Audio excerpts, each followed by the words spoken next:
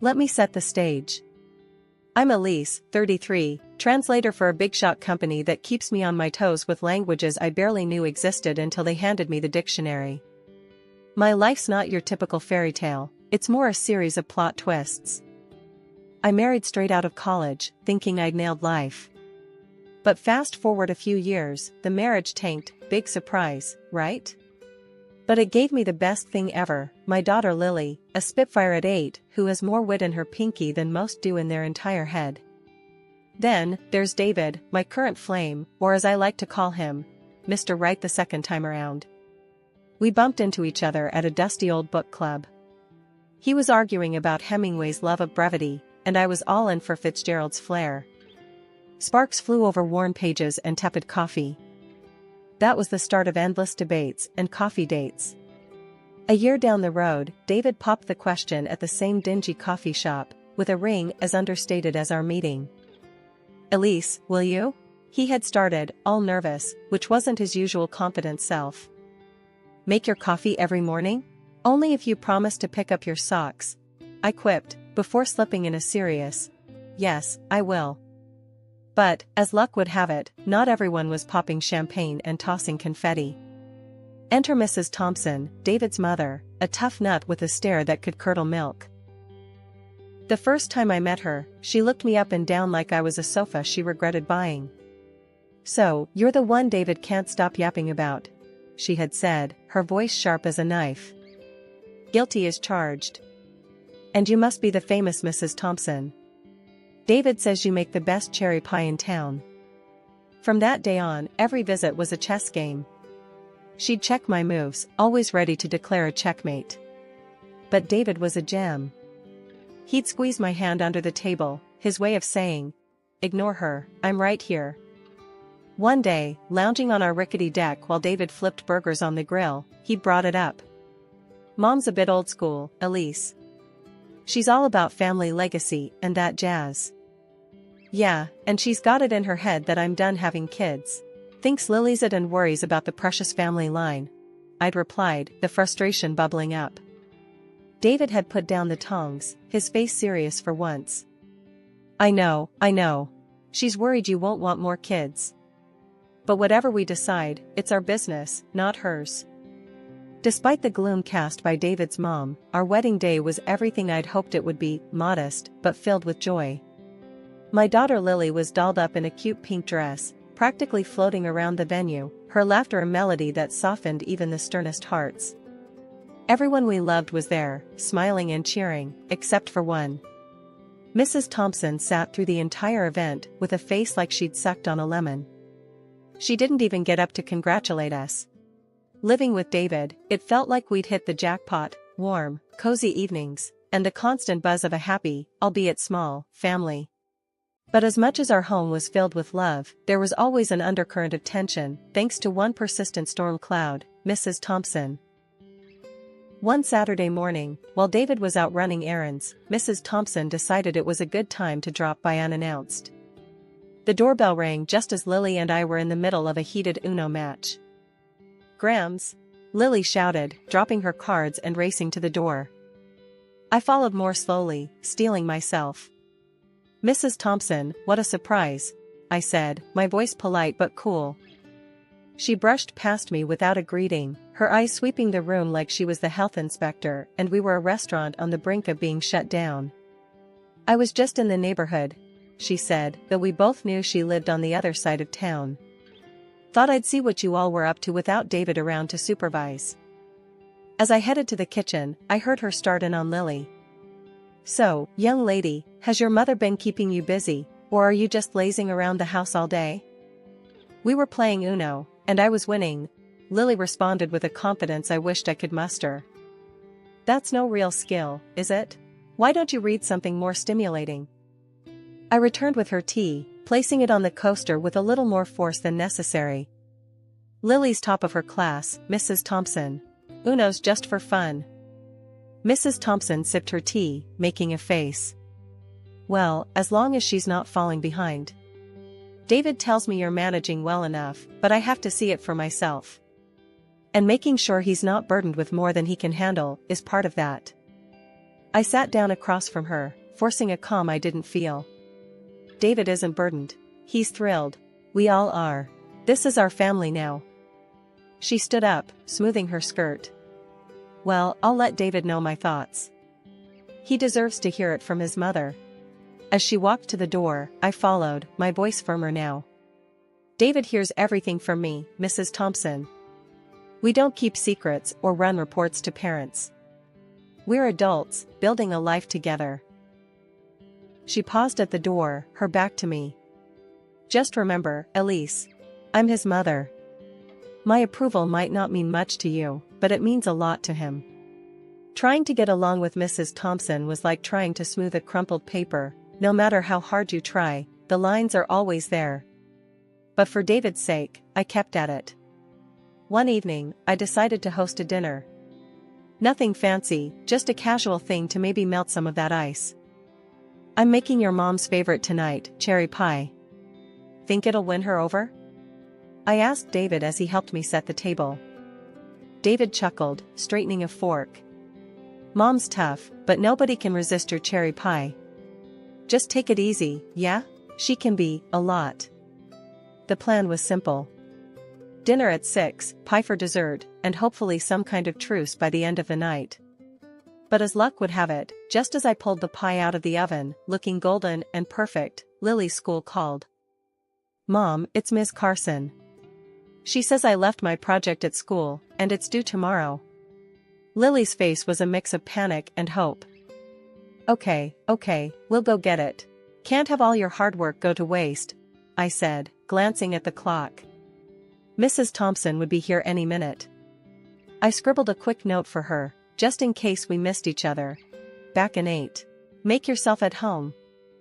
We rushed to the school and back, making it in just under 20 minutes. When we walked in, Mrs. Thompson was seated at the table, looking like she owned the place. David was pouring her a glass of wine. Dinner went by with the usual small talk. How's work, how's school, the weather, safe topics that kept the night from turning into a minefield. Then came the pie. I served everyone a generous slice, smiling a bit too eagerly. Hope it's as good as you remember, Mrs. Thompson. We all took a bite, and immediately, Lily's face scrunched up. Ugh, Mom, this tastes weird. Confused, I took a bite myself. My mouth was assaulted by a blast of salt and sour, a far cry from what I'd prepared. I looked up at Mrs. Thompson, who was watching me with a smug look. This doesn't taste right, Elise. Did you follow the recipe properly? She asked, her voice dripping with condescension. Of course, I made it just like I started, but then it hit me. She had been alone in the house. My eyes narrowed. David, noticing the tension, jumped in. Maybe it's just a bad batch of cherries? Let's not sweat it. How about we order some pizza instead? Sounds great, I managed to say, my eyes still fixed on Mrs. Thompson.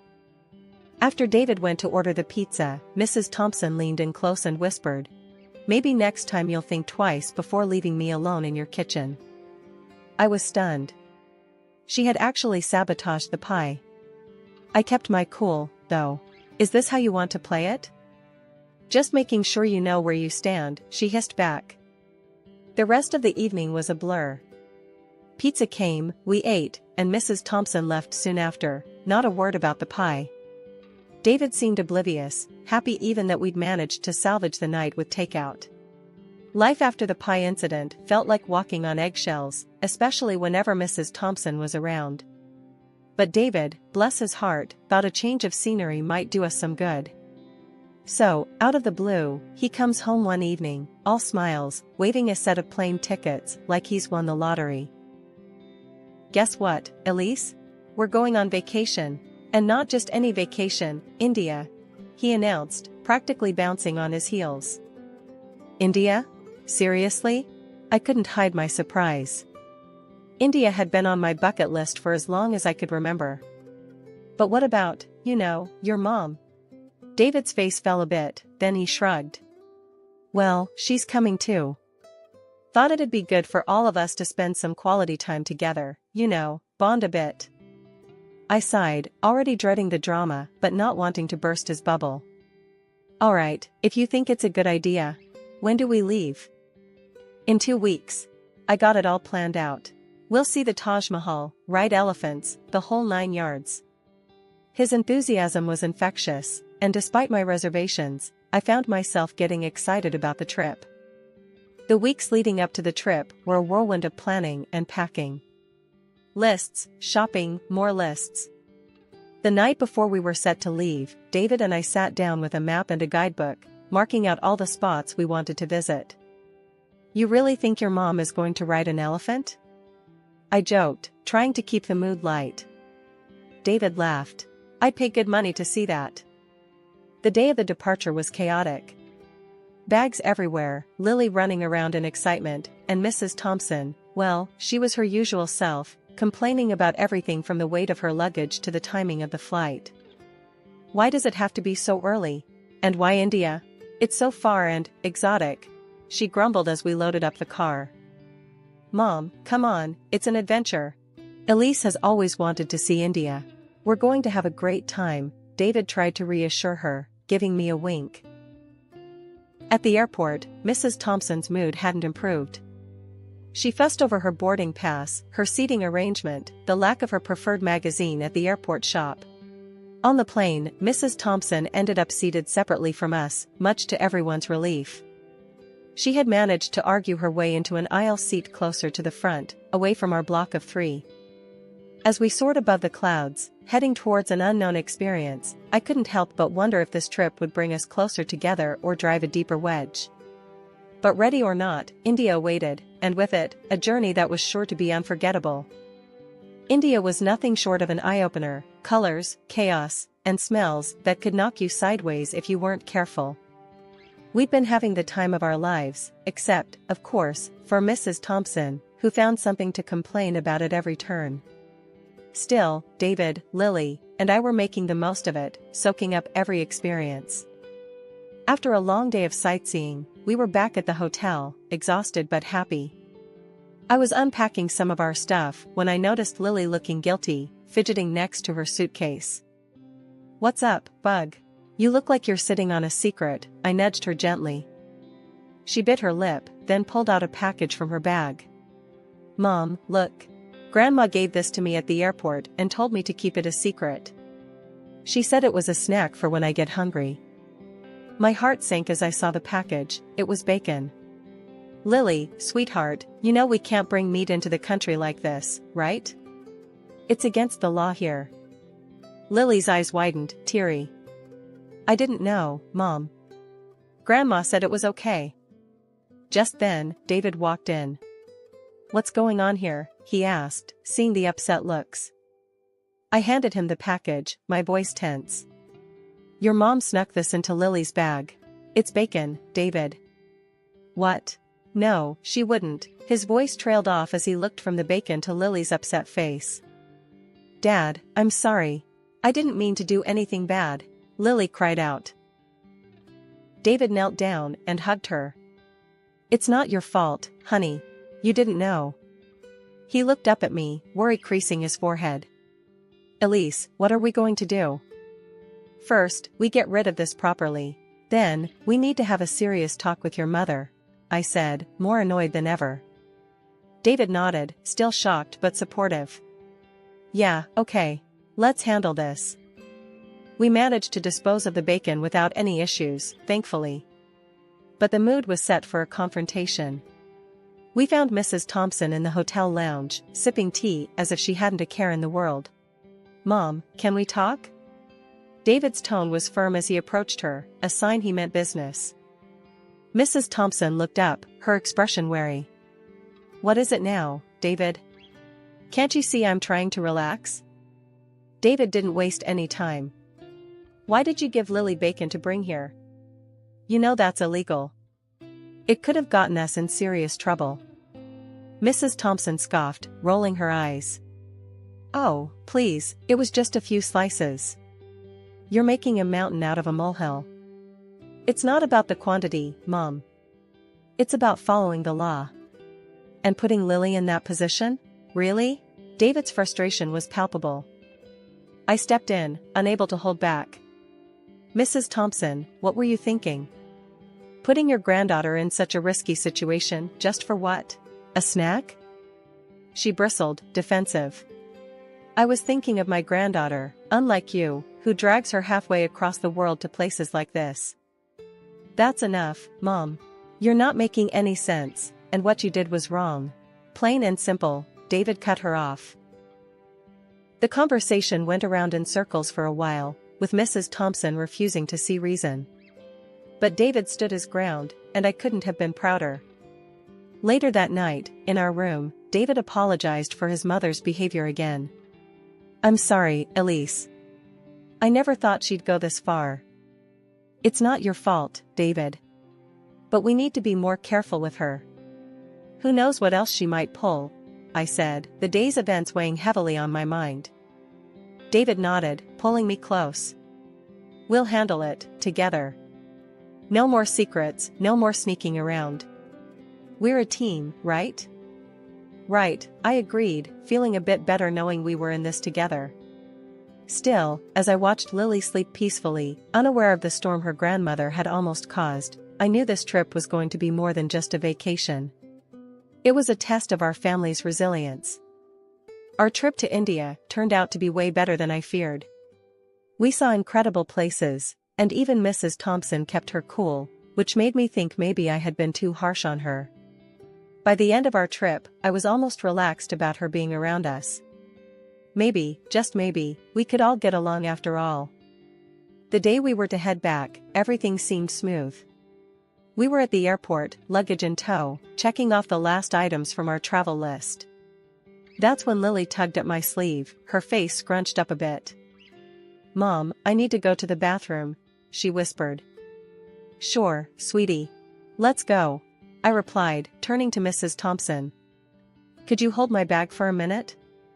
She smiled, a bit too sweetly. Of course, dear. Handing over my bag, I led Lily to the restroom, thinking nothing of it. When we came back, Mrs. Thompson was standing there, a triumphant smirk playing on her lips as she handed back my bag. Thanks, I muttered, but something about her expression set off alarms in my head. I didn't dwell on it, just handed the bag to David. Here, can you take this through? My hands are full. Sure thing, he said, slinging it over his shoulder as we headed to the security checkpoint. Lily and I passed through first, easy and clear. I waited on the other side, watching as David placed the bag on the conveyor belt. That's when everything went sideways. The security officers at the monitor started whispering urgently, pointing at the screen before motioning David aside. 2 more officers approached, their faces stern. What's going on? I called out, stepping closer, but a security officer held up a hand to stop me. Ma'am, please wait here, he said. Panic clawed at my chest as I watched them talk to David, his face growing paler by the second. Then, without warning, they escorted him to a small room off to the side. Mrs. Thompson rushed over and grabbed my arm, her earlier smugness replaced by concern. Elise, what's happening? Why are they taking David? I pulled my arm away, keeping my voice steady, despite the chaos. I gave him my bag to carry through the scanner. They found something in it, something that shouldn't have been there. Her eyes widened, and for a second, I saw fear flicker across her face. Without another word, she tried to follow the officers who took David, but the customs officials stopped her. That's when she lost it, her composure cracking like thin ice underfoot. It was me. I did it. I put those things in her bag, she shouted, trying to push past the officers. The officers, now alert to a deeper issue, brought her back to where I was standing. They started asking rapid-fire questions. It was then that Mrs. Thompson broke down completely, crying and shaking as she confessed.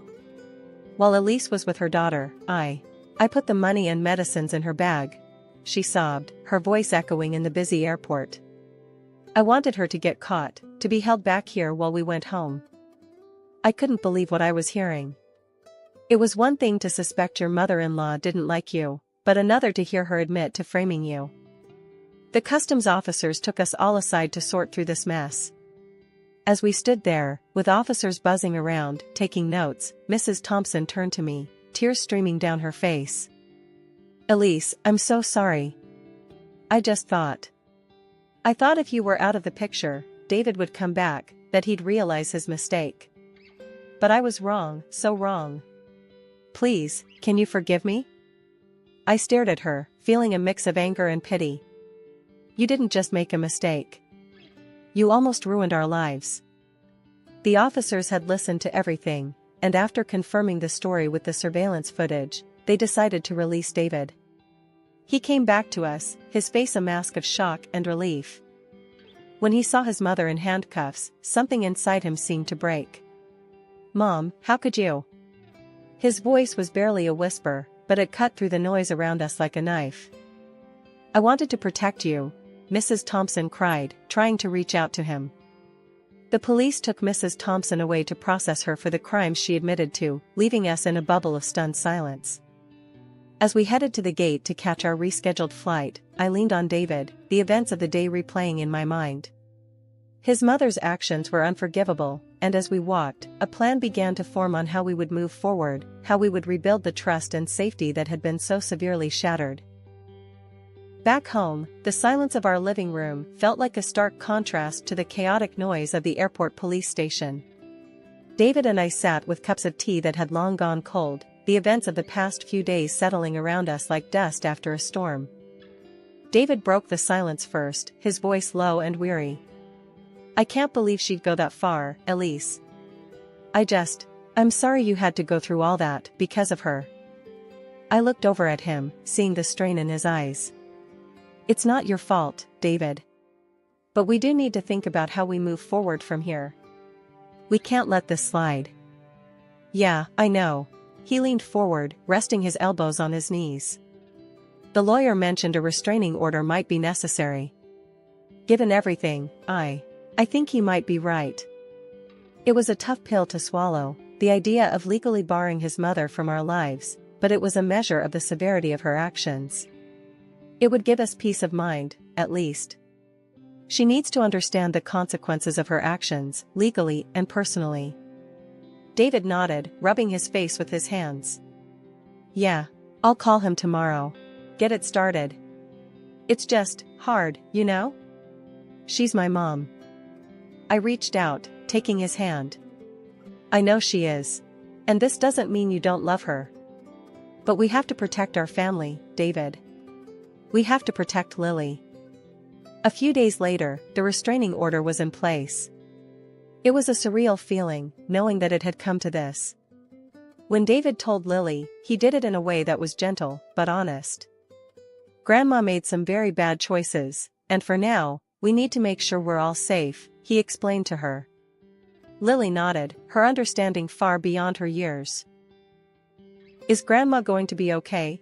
she asked, her small voice full of concern. "We hope so, sweetheart. We hope she gets the help she needs," I added, pulling her into a hug. Life started to settle into a new kind of normal. The days passed with fewer worries about unexpected disruptions, and slowly, the tension began to ease from our shoulders. Mrs. Thompson had spent 2 months in a local prison and was then deported back to the United States. The image of her, desperate and broken, was stark, but it was her actions, not mine, that led us here. Days passed, and the ripple effects of Mrs. Thompson's actions were felt throughout our wider circle of family and friends. People who had once been fixtures in our lives began distancing themselves from her. Her betrayal wasn't just personal, it was profound, affecting everyone connected to us. She lived alone now, isolated by her own deeds. It was a harsh reality, but a self-inflicted one. One evening, as we sat watching a movie together, wrapped in blankets and sharing a bowl of popcorn, David paused the movie and looked over at me. "Elise, I've been thinking a lot about everything that's happened. And I just want to say thank you. For being so strong, for being the rock for this family." I smiled, leaning into him. "I do it for us, for all of us. Because that's what you do when you love someone, you stand by them." As we resumed the movie, I looked over at Lily, her eyes heavy with sleep, safe in the knowledge that she was loved and protected. Reflecting on everything, I realized that family isn't just about the good times. It's about who stands with you during the trials, who holds your hand when the path gets rocky.